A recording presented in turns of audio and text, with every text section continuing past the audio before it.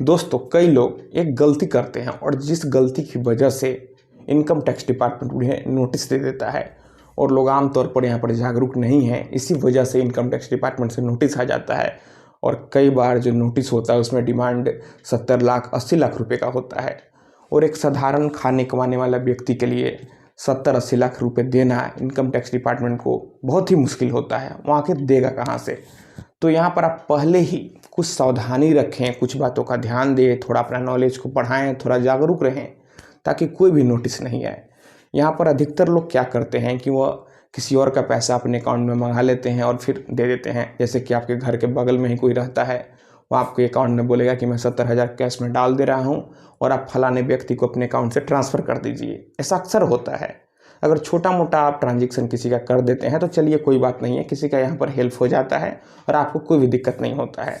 लेकिन छोटा छोटा अमाउंट से ही अगर एक फाइनेंशियल ईयर में 10 लाख से ऊपर अगर ट्रांजेक्शन हो जाता है, पैसा लेन देन हो जाता है, चाहे ऑनलाइन भी क्यों ना हो, तो यहाँ पर दिक्कत होगा। हो सकता है डिपार्टमेंट आपका वह इनकम को मान कर नोटिस कर दे।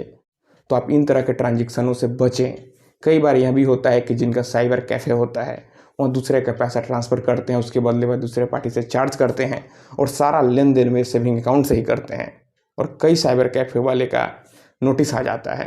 तो आप ऐसा नहीं करें। अगर आपको ऐसा करना है, आपका यहाँ व्यवसाय है, तो आप यहाँ पर करेंट अकाउंट ओपन करा लें और तभी करें। आप सेविंग अकाउंट में ऐसा नहीं करें। सेविंग अकाउंट यहाँ पर आप जो भी पैसा कमा कर सेव करते हैं केवल उसी पैसा को रखना होता है। सेविंग अकाउंट में सब करना नियम के मुताबिक सही नहीं है। और अगर कोई ऐसा करता है और अगर कुछ नहीं होता है तो आप यह नहीं सोचें, अगर कल को पकड़ा जाता है तो फिर उसे कल को दिक्कतों का सामना करना पड़ेगा। तो अगर आप पैसा किसी का लेन देन भी करते हैं तो आप करेंट अकाउंट ओपन करवा लें। कई बार यह भी होता है कि लोग ज़मीन बेचते हैं। जैसे कि आप 10 साल पहले 2 लाख रुपए कट्ठा कोई ज़मीन लिए थे और अब वह उस ज़मीन का रेट 20 लाख रुपए कट्ठा हो गया और आप उस ज़मीन को सेल कर देते हैं और जो सेल करके पैसा होता है आप उसे अपने सेविंग अकाउंट में जमा कर लेते हैं। तो फिर यहाँ पर भी नोटिस आने के चांसेस बहुत ही ज़्यादा बढ़ जाते हैं। यहाँ पर कैपिटल गेन अकाउंट का मामला बनता है। जो भी पैसा आप ज़मीन बेच कर रखते हैं उसे अपने सेविंग अकाउंट में कभी नहीं रखें। आप अलग से हर बैंक में यहाँ पर कैपिटल गेन अकाउंट ओपन होता है। जो लोग भी ज़मीन बेचते हैं उससे पैसा उन्हें मिलता है, करोड़ों रुपये मिले, जो भी मिले, आप उसे कैपिटल गेन अकाउंट में रखें। नहीं तो सेविंग अकाउंट में रखेंगे तो फिर उस पर आपको टैक्स देना पड़ जाएगा। और यहाँ पर आप अपना इनकम टैक्स रिटर्न जरूर फाइल करें। आपका इनकम हो या फिर ना हो, अगर आप इनकम टैक्स रिटर्न फाइल करेंगे और आपका ट्रांजेक्शन अगर ज़्यादा भी हो जाएगा तो आप यहाँ पर सेफ रहेंगे। क्योंकि इनकम टैक्स रिटर्न जब आप अपना फाइल करेंगे तो आपके इनकम का सोर्स यहाँ पर क्लियर होगा। आप अपना इनकम का सोर्स वहाँ क्लियर कर देंगे तो नोटिस आने के चांसेस कम हो जाएंगे।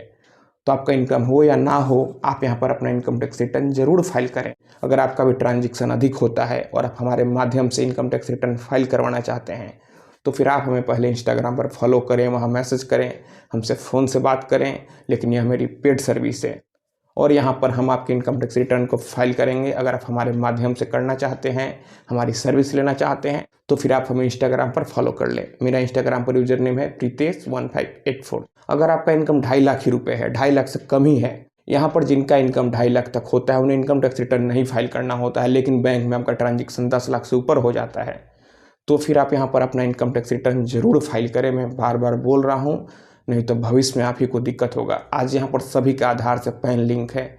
आप कोई भी ट्रांजेक्शन करते हैं, कोई भी हेवी लेन देन करते हैं तो बैंक जो है सारा रिपोर्टिंग इनकम टैक्स डिपार्टमेंट को कर देता है। पहले ऑफलाइन हर चीज़ होता था तो नहीं पता चलता था, लेकिन यहाँ पर आधार पैन लिंक होने की वजह से सारा डाटा पता चल जाता है। आप कोई भी ट्रांजेक्शन करते हैं, कैसी मोटा निकालते हैं, डालते हैं, तो सारा चीज़ यहाँ पर इनकम टैक्स डिपार्टमेंट को दिखता है और बैंक भी इनकम टैक्स डिपार्टमेंट को रिपोर्टिंग करता है। तो मैंने जो भी बताया आप उन बातों का ध्यान रखें। आप किसी दूसरे का पैसा लेन देन ना करें, नहीं तो यहाँ पर आपका ट्रांजेक्शन बढ़ेगा और आपको यहाँ पर दिक्कत होगा। अगर ज़मीन बेचते हैं तो उसका पैसा आप अपने सेविंग अकाउंट में नहीं रखें, बल्कि उसके लिए अलग से अकाउंट आता है, आप वहाँ अकाउंट को ओपन करवा लें और यहाँ पर आप अपना इनकम टैक्स रिटर्न जरूर फाइल करें। तो दोस्तों, मैं आशा करता हूँ आपको ये वीडियो पसंद आई होगी। अगर आपके मन में और कोई सवाल है तो आप हमें नीचे कमेंट बॉक्स में कमेंट करें और हमसे बात करना है तो मैंने अपना पहले ही इंस्टाग्राम आईडी बता दिया जो कि है प्रीतेश1584। तो दोस्तों, आप इस वीडियो को अधिक से अधिक अपने दोस्तों और रिश्तेदारों में भी ज़रूर शेयर करें। हम लोग मिलते हैं अगले वीडियो में एक नए टॉपिक के साथ। तब तक आप अपना और अपने परिवार का ख्याल रखें।